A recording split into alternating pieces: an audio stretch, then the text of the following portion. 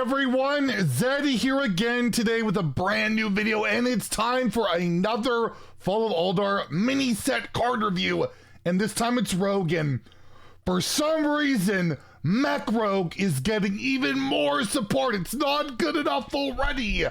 It's getting even more busted stuff, and I do think it's pretty good, and it's I'm frustrated. Anyways, if you want to win some of these cards, you want to frustrate me on the ladder and play them, all you have to do to enter that giveaway, where I'm giving away 2 mini sets out of my pocket, is like and comment in the video in the description below.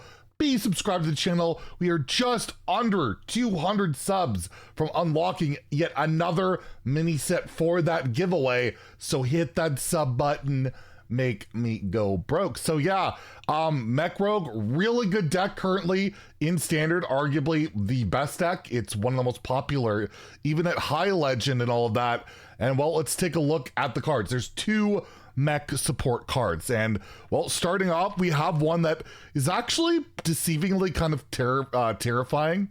Assembly line here, sorry, trying to load a best image possible. It's a little broken up by Play Hearthstone here. It is Assembly Line, a 1 mana rare spell, discover a mech from another class, and that limits the pool quite a bit in terms of what the mechs can be. And the thing is, there's colossal mechs from Paladin in the Leviathan and Gaia, the Tectonic or whatever it's called, in MECH. So you can discover a colossal minion, and both of those obviously are absolutely incredible. Of course, you could not hit that and get some other mechs, but typically class cards are really strong. We've normally seen cards like this see some play, and I don't know if it makes the cut in Mech Rogue. Mech Rogue currently right now is a very early curve, like aggressive deck. This could slot into if you're playing more of like a miracle version with like the location concoctions and that. I could absolutely see you playing that. That deck plays a bit more for the late game, and also just like 1 mana helps you, like, you know, make your location stuff bigger and all of that. So I could see this seeing some play, but again, I don't know if it really slots into those hyper aggressive Mech Rogue decks,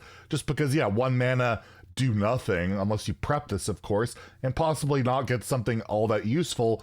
Might not be that amazing, but I do think it has a shot of seeing some play. And again, just the colossal high roll, although those are 7 and 8 mana, right? Those are, you know, it's like not the greatest high roll in the world either.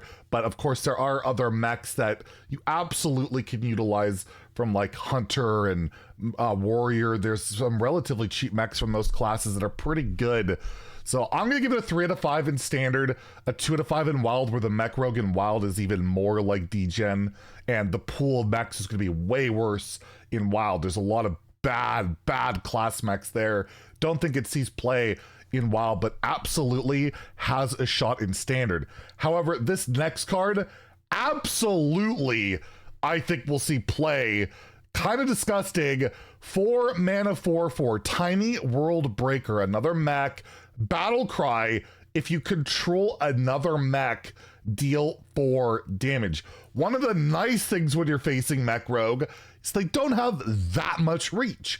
They have their magnetics, so you got to deal with the minions on the board, but if you deal with those outside of like Voltron, which can deal like 8 damage from in hand if there's a minion on the board, you basically know what you're dealing with. Well, with Tiny World Breaker, you get 8 reach possibly, and if you balance it with Shadow Step, it can be even more damage, and that's kind of frustrating.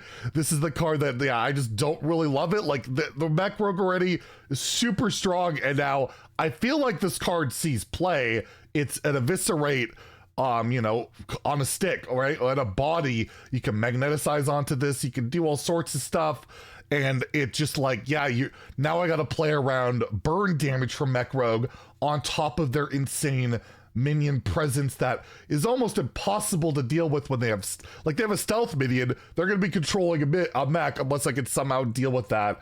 I find it a very frustrating archetype to deal with right now, mainly because of the stealth abilities of it, the Wind Fury high rolls.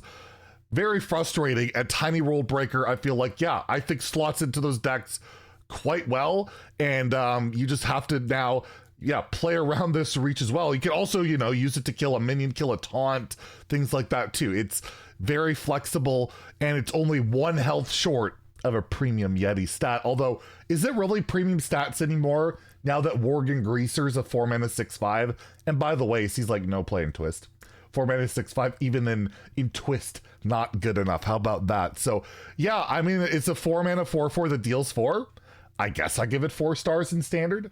I'll give it a 3 in Wild. Maybe it does slot into Mech Rogue. You can make this cheaper with Mech Warper and Galvanizer too, right? So that is something to be aware of. And yeah, kind of a scary card that I feel like we'll get some comments about this, because I know Mech Rogue is not the most popular archetype within my viewers. Yeah, whatever. Anyways, the last card is not a Mech card. It is probably, it's an okay card. It is Tentacle Grip, a 2 mana spell, deal 3 damage. So that can go face. It's Shadow Bomb, Frostbolt. How many 2 mana deal 3s do we have now, right? Combo, you get a 1/1 Chaotic Tendril. And again, it's another one of these Tendril cards. I'm starting to wonder, maybe, just maybe, we haven't seen the Yogg Titan yet. We'll think we see that either tomorrow or like the day after, or I'll see it soon. Is it going to be built around, like, for all the tendrils you play this game, replay them or some nonsense? I don't know. I feel like the tendrils might play in to the Yogg Titan. We'll have to see. I don't know anything. I'm just curious. But yes, it's a 2 mana deal 3 combo, get a tendril. And tendrils in Rogue are a little bit scarier because you got Shadow Step. And I feel like people are going to try like a casino, like Yogg style tendril deck. And you would definitely want to play Tentacle Grip to get more of them, so you can like Shadow Step them, do shenanigans. You can maybe Garona bounce around. We'll finally see play. You can break dance, and there's a lot of bounce effects in Rogue where you can start amplifying it. But again, how good is that, right? Casting that 1 cost spell, that 2 cost spell, that 3 cost spell, that 4 cost spell, and it's targeted randomly. Let's say you get up to that 10 mana where you're hitting like Pyroblast and stuff, you can just pyro your own face. So I'm still not, we'll have to see how they play out, right? Typically those cards that cast random spells, they really need to cast more than 1 to be effective. But I mean, it's a 2 mana deal 3 spell. Historically, this have pretty much always seen play in some regard. You combo it, you get some value, you can scam your opponent possibly with it. I think it could see play in certain decks. A Miracle deck can play it just for, again, it's damage, it's a token, it's stuff to, like, you know, ramp things up. I'll give it a 3 out of 5 in Standard, a 2 out of 5 in Wild.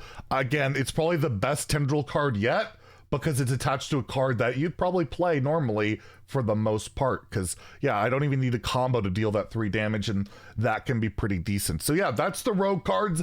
Mech Rogue looking even better. That's all the cards for today. There'll be 2 more reviews tomorrow, so stay tuned for that. Enter that giveaway if you haven't already. Let me know what you think about the cards in the comments below. And if you enjoyed the video, please like and subscribe. Have a great day, and stay salty, my friends.